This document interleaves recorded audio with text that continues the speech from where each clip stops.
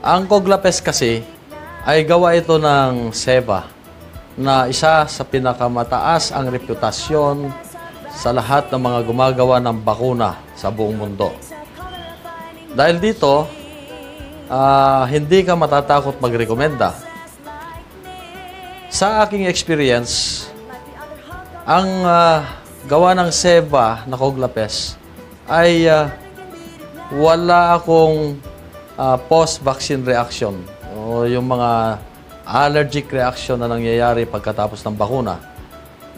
Pangalawa, hindi ko na dito na-experience yung kaso ng atypical hog cholera na nangyayari usually sa grower animals.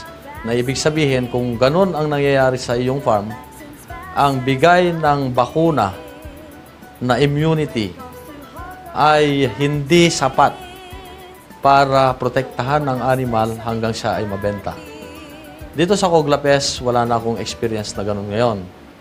Kaya palagi ko na itong nire-recommenda sa lahat ng mga hawak kong farm, commercial man o backyard man, at higit sa lahat, ginagamit ko na rin sa aking sariling farm na maliit.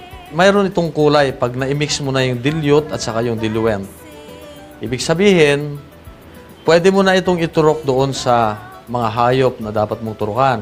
Para sa akin ay the best kung hog cholera vaccine ang pag-uusapan. Ang Coglapest ay safe at mabisa, kaya inire-recommenda ko sa lahat na gamitin ito. Everybody loves Coglapest hog vaccine.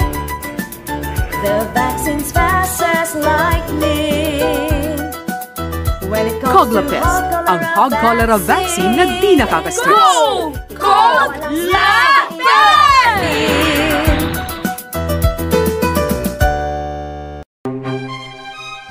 Ang pesteng hog cholera ay maaaring tumama sa inyong mga alagang baboy.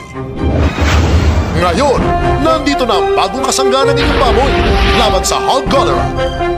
Coglapest, ang safe at effective hog cholera vaccine na walang allergic reactions, gaya ng stress, pagtatae, at kawalan ng ganang kumain. Coglapest, ang hog cholera vaccine na hindi nakaka-stress.